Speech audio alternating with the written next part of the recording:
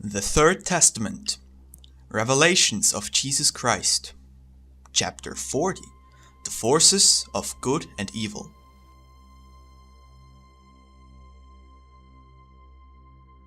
The origin of good and evil. Upon forming you, the Father placed you on the first step of the ladder, so that as you traveled that road, you would have the opportunity to truly know and understand your Creator. Yet, few began the journey of ascent from the first step. Most gathered in disobedience and rebellion, making poor use of the gift of freedom and ignoring the dictates of the conscience. Allowed themselves to be dominated by the material in order to create through their vibrations a force, that of evil, and to dig an abyss toward which their influence dragged their brothers. They began a desperate battle between their weaknesses and perversities, and their yearning for elevation and purity. Original sin does not come from the union of man and woman. I, the Creator, established that union, telling them both, grow and multiply. That was the first law. The sin was in the abuse that they have made of the gift of free will. The flesh fears the struggle with the spirit, and seeks the form to tempt it with pleasures of the world, to impede its freedom, or at least to postpone it. See how man carries within him his own tempter. That is why I have said that when he can manage to overcome himself, he will have won the battle. In this time, whenever the air, the soil, and the water are poisoned by the evils of men, how few there are who are not contaminated by evil or darkness. The clamor of humanity comes to me. The anguish of children and young people, as well as of men and women of mature age, and the elderly, rises up. It is a voice that calls for justice. It is an invocation of peace and mercy that the Spirit makes because the seed of love in this world has been lost. Do you know where that love is? In the depths of the human heart, so far buried that he cannot find it, because hatred, ambitions, science, and vanity have drowned the seed, and there is no spirituality and no mercy. The cup of bitterness continues being filled, and the world drinks it to the dregs. From altar to altar, from rite to rite, from sect to sect, men go in search of the bread of life without finding it, and faced with disappointment, they become blasphemers who walk aimless roads and live without God and without law. And think, people, among them are the great spirits, for among them I discover the prophets and the disciples of the Holy Spirit. The religions recognize the power of evil and have personified it in human form. They have given it various names and attribute to it a powerful kingdom. Men feel fear when they believe it near, not knowing that the temptation lies in their own passions and weaknesses, nor that inside men both good and evil are active. Evil predominates in the world in this time, and has created a strength, a power that is manifest in all. In the spiritual too, there are legions of imperfect and troubled spirits, inclined to evil and vengeance, whose strength is joined to human evil to create the kingdom of evil. That power rebelled against Jesus in the second era, and showed him its kingdom. My flesh, sensitive to all, was tempted, but my spiritual strength overcame the temptation, because I, to be the victor over the world, the flesh, temptation, and death. For I was the master who came among men to give them an example of strength. You can recognize my presence by the peace you feel in your spirit. None but I can give you true peace. A spirit in darkness cannot give it to you. I tell you this because many hearts fear the subterfuges of a tempting spirit that men have given life and form according to their imaginations. How erroneously the existence of the Prince of Darkness has been interpreted. How many have come to believe more in his power than in mine, and how far from truth men travel in this belief. Evil exists. From it all vices and sins have derived. The sinners, or rather those who practice evil, have always existed on earth, just as in other worlds or dwelling places. Yet, why personify all existing evil in one being, and why do you have him confront the divinity? I ask you, what is an impure being compared to my absolute and infinite power? And what does your sin mean to my perfection? Sin was not born in the world. Upon springing from God, some of the spirits remained on the side of good, while others, deviating from that road, created another, that of evil. The worlds and parables which were given to you in a figurative sense, as revelations in the first times, have been erroneously interpreted by humanity. The intuition that men had about the supernatural was influenced by their imagination, and around the force of evil, sciences, cults, superstitions, and myths were formed that have survived until these times. Demons cannot spring from God. They were forged by your mind.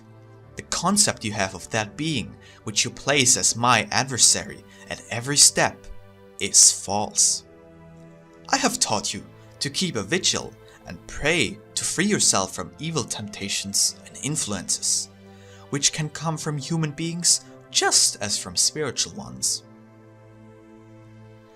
I have told you to impose the spirit on the flesh, for the latter is a fragile creature who is in danger of stumbling at every step if you do not watch over it. The heart, the mind, and the senses are the open door for the passions of the world that buffet the spirit. If you have imagined the spirits of the darkness as monsters, I see them only as imperfect creatures to whom I offer my hand to rescue them, for they too are my children. Whenever you do good, you say, I am noble, I am generous, I am charitable, and that is why I do this. I tell you, if you did these works in the name of the Lord, you would be humble, for the goodness is from God, and He has given it to your spirit. Therefore, whosoever attributes his good works to his human heart is denying his own spirit, and he who dressed it in such virtues. In contrast, when you do wrong, you wash your hands like Pilate and attribute the deed to the Father, saying, It was the will of God, it was written, God wished it so, or it is fate. You say that nothing happens without the will of God to excuse yourself for your errors. Yet, truly I tell you that you are wrong, for your errors and your pettiness do happen without being the will of God. Do you see how the Omnipotent never imposes himself on you by force through his power? No, that is what you do with your weaker brothers. Truly, I tell you, the evil, impurity, and lack of harmony are yours. The love, patience, and serenity are from God. When you love, it is the Creator of your spirit who inspires you. But when you hate, it is you yourselves, your weakness that impels you and makes you lost. Whenever something bad happens in your life, you may be sure that it is of your making. Then you ask, why does God permit this? Does He not suffer for our sins and weep upon seeing us weep? What would it cost Him to save us from these falls?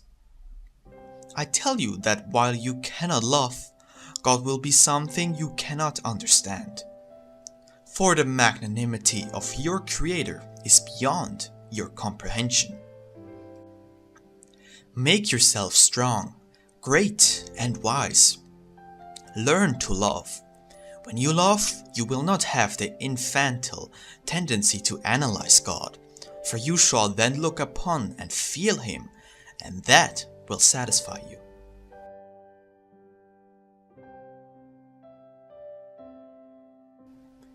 Arrogance and humility.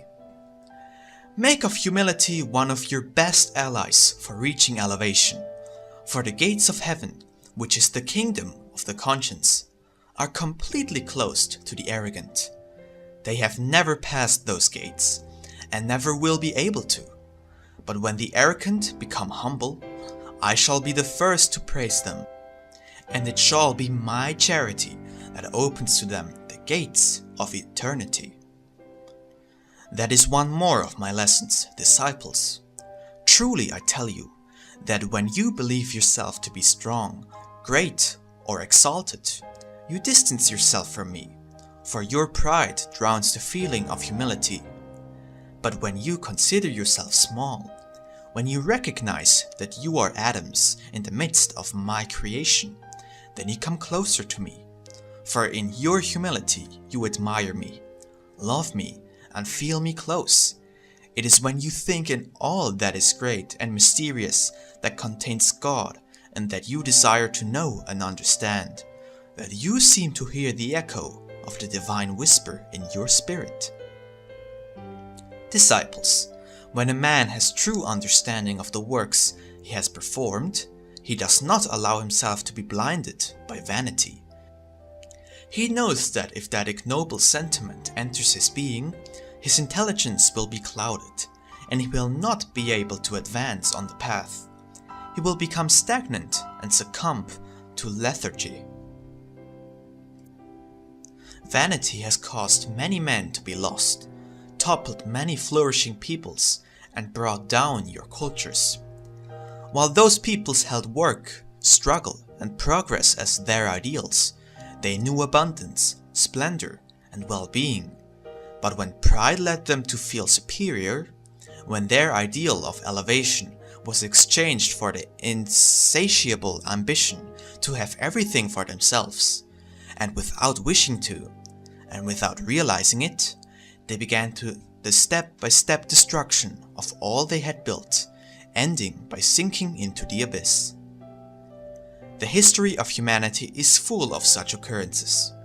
For that reason I tell you that it is right that a people of great ideals arise in the world, who, while being always conscious of their good works, do not become vain about them, and in this way do not halt in their path, so that the splendor already reached is tomorrow surpassed and continues to grow in the future. Speaking to you in this way, I do not seek to inspire in you only material ambitions. I wish my words to be interpreted justly, so that you know to apply them to the spiritual just as to the material. Vanity does not surprise men only in their material lives. As proof of what I tell you, look at the falls and failures of the great religions, rotten at their basis by their vanity, their arrogance, and their false exaltation. When they have believed themselves to be at the height of their powers, someone has come to awaken them from their slumber, making them see their errors, their deviations, and their distancing from the law and truth. Only with true knowledge and compliance with my law before the conscience can humanity rise to an elevated life. For the conscience, which is my light, is perfect, is serene, is just, and shall never be vain nor lose its way. The good, the man of good will. Know me, all of you, so that none may deny me. Know me so that your concept of God is founded on truth, and so that you know that where good is manifested, there I am. Good cannot be confused with anything. Good is truth, it is love, it is charity, it is understanding. Good is precise, exact, and determined. Know it, so that you do not err.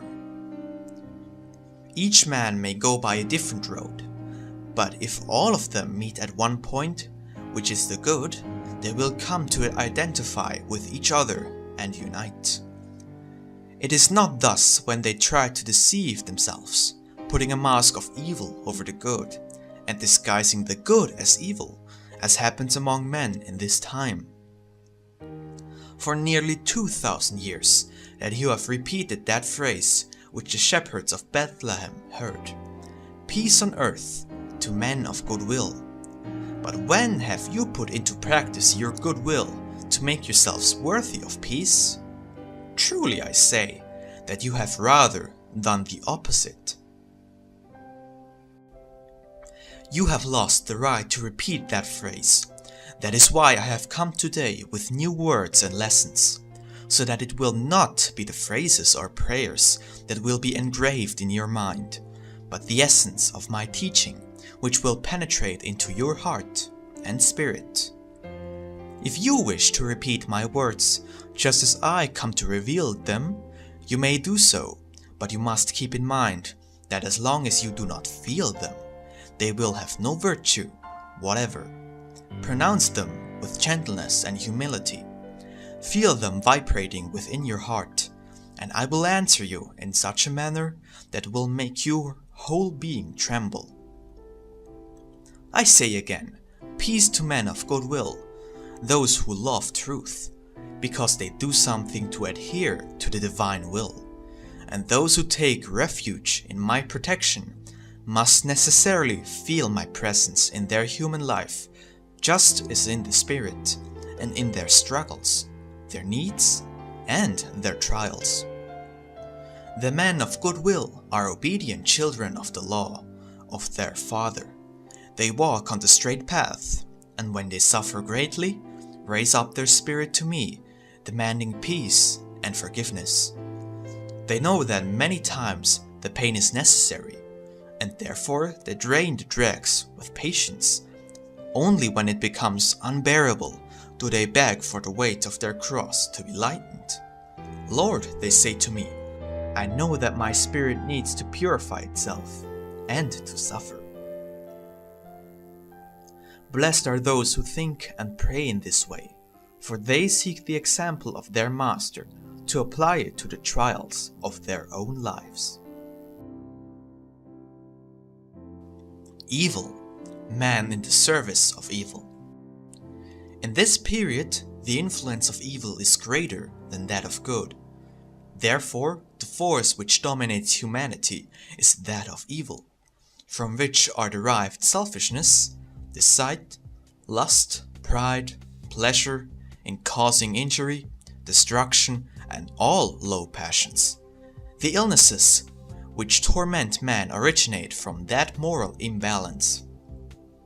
Men do not have the weapons to fight against those forces. They have been conquered and taken prisoner to the abyss of a life without spiritual light, without true happiness, without aspirations to work good. Now, while man believes himself to be at the peak of wisdom, he does not know that he is in the abyss. I, who know your beginning and your future in eternity, have given mankind weapons to battle against the forces of evil since the first era, but they have rejected them and prefer the battle of evil against evil, in which no one triumphs, for in the end all will be defeated. It is written that evil shall not prevail, which means that at the end of the times it shall be good which triumphs. If you ask me which were the weapons with which I endowed humanity to fight against the forces or influences of evil, I will tell you that they were prayer, perseverance in the law, faith in my word, and love for one another. Evil has grown among men, my people. Kindness, virtue, and love have been weak-faced with the invasion of evil, illness, plagues, pests, and calamities. All that is the foundation of the perverse has contaminated the hearts of the good. It has weakened some and decimated the ranks of the faithful. for evil has brought great strength to bear on humanity. I have allowed that to happen, thus due to the free will that I have given you, for behind all the perversity and all the darkness and obfuscation of men there is a divine light, the conscience which is not lost and never shall be. There is a principle, which is the spirit that keeps immaculate the kiss the Father gave it, which is the divine seal with which I sent all my children onto the path of the struggle, and due to that mark none of those spirits will be lost.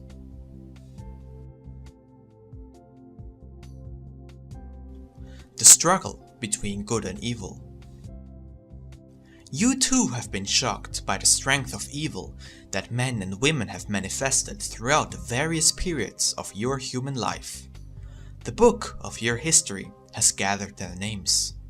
In the album of your existence, in the book where God notes all of your deeds, all your works, there too are their names, and you have been astonished that a spirit, a human heart, can shelter such a strength for evil, and can contain enough strength not to tremble before its own deeds, and can silence the voice of its conscience, so as not to hear the call that God makes to all of his children through it.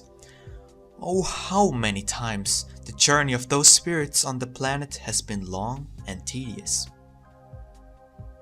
Those beings who in virtue of their free will have rebelled against my love and justice, I have taken, making use of their own disobedience, to convert them into my servants, and believing themselves to act freely, each of their thoughts, their words and their deeds has been an instrument of my justice, for themselves as well as for others.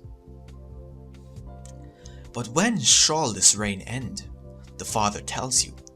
The kingdom of evil has never ruled mankind, for even in the times of greatest perversity there have been those faithful to me, obedient to my teaching, and apostles to my law, but the struggle has existed since the beginning. Which of those two forces has been ahead in the struggle up until now? That of evil. That is why I have had to come to materialize myself among you, to help to revive your hope and faith in me, and to bring warmth to your hearts, saying, you are not alone on the path. I have never lied to you. You must not twist the principles that I have put in you. This is the road of goodness and love. Behold how my light has come to tear away the darkness from your world. It is true that I come to combat men, but only to wipe away all the evil that is stimulated in their hearts. I shall place the light and the strength of my love in those who faithfully follow me, and then these shall say, let us seek the dragon that besets us, the beast that induces us to sin and offend the Lord. They shall seek it in the areas and in the desert, in the mountains and in the jungles, even among the invisible. But they shall not find it, for it lives in the heart of men, of those who have created it, and there it has grown until it dominates the earth. When the reflections of my sword of light wound the hearts of each man, the strength that proceeds from evil will be weakened unto death, and then you shall say, Lord, with the divine strength of your charity, I have defeated the dragon, that which I believed beset me from the invisible, never thinking that I carried it within my heart. When wisdom shines in all men, who will dare to twist good to evil? Who would trade the eternal for the passing? None, I tell you, truly, because all will be strengthened in the divine wisdom. Sin proceeds from ignorance and weakness.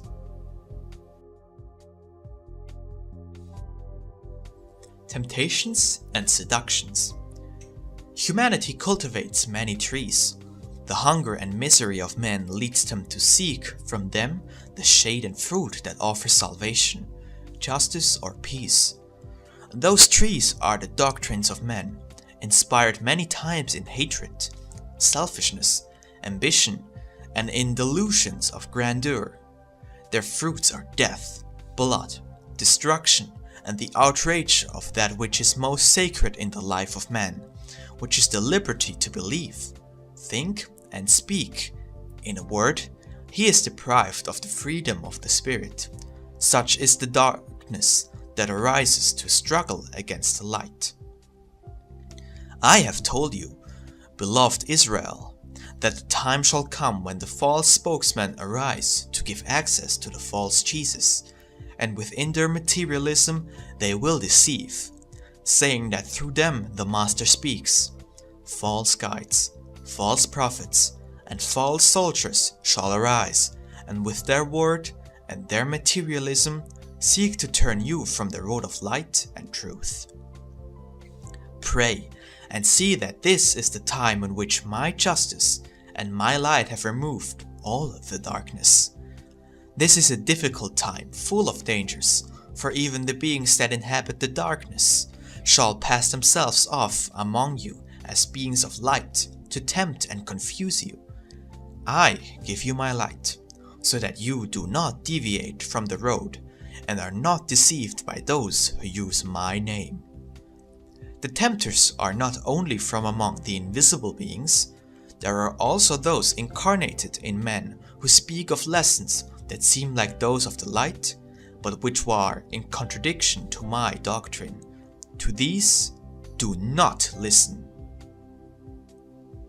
My kingdom is strong and powerful, and if to confront my strength and power I have permitted to rise of another power, that of evil, it is to demonstrate my own, so that you may behold and feel the strength of light and truth against the impostor and the darkness. It is so that you can see that the realm of darkness, disturbances and trials, while having great power, is only my instrument, and I make use of it, truly. If I test you, it is not to stop you on the path of evolution, for I await your arrival in my kingdom. However, I wish you to arrive victorious after the combat, strong after the struggle, full of the light of spiritual experience after the long journey, and full of the merits of the Spirit, so that you may humbly raise your face and behold the Father in the instant when He comes to place upon you His blessing kiss, a kiss that contains all the happiness and all the perfections for your spirit. Moral crimes. Humanity, crushing against each other. I find you denying your iniquity and boasting of what you believe to be your greatness, even as you conceal your blemishes. I tell you that the man who, flattered, believes in his own apparent greatness is poor in spirit, and of those who, lacking virtues, whisper of the defects of others, judging their faults, I must say are hypocrites who are very far from justice and truth. Not only those kill who take the life of the body, but also who destroy the heart with the sight. Those who kill the sentiments of the heart, faith, and ideals are assassins of the spirit. And how many of these go freely without prison or chains? Do not be surprised that I speak to you in this way, for I see among you homes destroyed, because while neglecting your duties there, you have created new obligations outside them without considering the pain and abandonment of your own. Look everywhere. How many homes have been destroyed? How many women given into vice? And how many children without a father? How can tenderness and love exist in those hearts? Would you not judge that he who has caused the death of the happiness of those beings and has destroyed that which is sacred is a criminal? You have become so inured to evil that even those men who invent new weapons of death you call great, because in an instant they can destroy millions of beings, and yet you call them wise. What is your reasoning? Greatness can only be of the spirit, and only he is wise who travels the path of truth. The impotence and fleetingness of evil, Great, very great, you observe human perversity, and the power of evil practiced by man seems terrible to you. Nevertheless, I say to you that those things are very weak when compared to the power of my justice, and before my divinity, which is master of all destiny, of life, death, and of all creation. Only a being omnipotent like myself could contend with me. However, do you believe that if a god would emerge from me, would he be against me? Or rather, do you believe that he can emerge from nothing? Not one thing can emerge from nothing. I am all, and I was never born. I am the beginning and the end, the Alpha and the Omega of everything created. Can you conceive that some of those beings created by me could set himself up as God? All creatures have a limit, and in order to be God, it is necessary not to have any limits. He who has harbored those dreams of power and greatness has fallen into the darkness of his own arrogance. Truly, I tell you that there is no power strong enough to oppose my love. My enemies and rival forces are small and weak, and the weapons that have battled against truth and justice have always been fragile. The battle between the forces of evil and divine justice appears to be an everlasting one, but nevertheless, in comparison to eternity, the battle will be like an instant, and the faults committed by your spirit during its time of imperfection will eventually become insignificant stains that will be erased forever by your virtues and my loving justice. The power of forgiveness. Humanity, I ask you, taking these people present here as your representatives, when will you rise up to love one another and forgive each other your offenses? When do you want peace on your planet? The forgiveness that comes from love is taught only by my doctrine, and it contains a powerful force for converting, regenerating, and transforming the evil into good, and the sinner into a person of virtue. Learn to forgive, and you will have the principle of peace in your world. If you must forgive 1,000 times, then 1,000 times you must. Do you not realize that an opportune reconciliation avoids draining the dregs of the cup of bitterness? While you are men, remember me on the cross, forgiving, blessing, and healing my executioners, so that you, on your difficult road, may also bless those who have offended you, and do all possible good for those who have done evil to you. Who acts in this way shall be my disciple, and truly, I tell you, his pain will always be brief, for I will make my strength felt to him in the moments of his trials.